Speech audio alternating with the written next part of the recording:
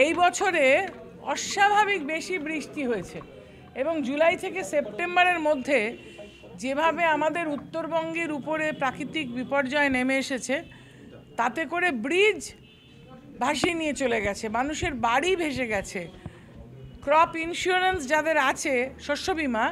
সেই শস্য মানে যেরকম ধান বলুন, পাট বলুন, তার বাইরেও অনেক রকমের ফসল নষ্ট হয়েছে। মাননীয় মুখ্যমন্ত্রী আমাদের, তিনি জনদরদি, আপনারা জানেন, এবং আজকে তিনি উত্তরকন্যা থেকে সেই সকল মানুষ যাদের বাড়ি হারিয়ে গেছে, যাদের শস্য নষ্ট হয়েছে, যাদের জীবন নষ্ট হয়েছে, তাদেরকে তিনি অর্থনৈতিকভাবে সাহায্য করলেন। সেখানে প্রায় হেক্টরের পর হেক্টর জমি যে চলে গেছিল, চারা দেওয়া হলো, টাকা দেওয়া হলো। আমাদের এই জেলায়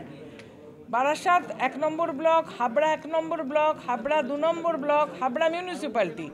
এই 4টে মিলে যাদের বাড়ি সম্পূর্ণরূপে ধ্বংস হয়ে গেছিল, তাদের এক একজনকে 1,62,000 কোটি টাকা ভাগ করে দেওয়া হয়েছে হাউস বিল্ডিং গ্রান্ট, এবং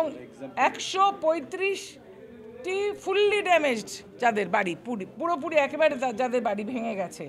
তাদেরকে দেওয়া হয়েছে 1,20,000 টাকা করে, যাদের কিছুটা ড্যামেজ 70,000 টাকা করে, এবং যাদের জমিতে ফসল ছিল নষ্ট হয়ে গেছে তাদের শস্য বিমা যেগুলো ছিল সেগুলো সরকার দিয়ে দিচ্ছেন, এবং 750 বেনিফিশিয়ারিকে সেইভাবে আজকে উনি ওখানে দিলেন। আর 6 লক্ষর বেশি জমির পাট্টা ইতিমধ্যে এই সরকার, পশ্চিমবঙ্গ সরকার দিয়েছেন, কাউকে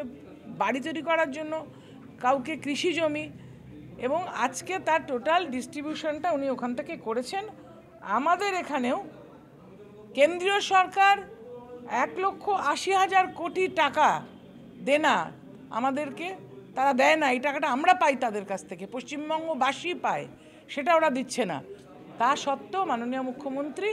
আজকে এই টাকাটা, বাড়ি তৈরির টাকা, ফসলের টাকা, আজকে এইভাবে তিনি সারা বাংলা জুড়ে বিভিন্ন ব্লকে যেখানে প্রাকৃতিক দুর্যোগ এবং মানুষের জীবনহানি হয়েছে, বাড়িঘর নষ্ট হয়েছে, কৃষি জমি নষ্ট হয়েছে, তাদেরকে দিলেন।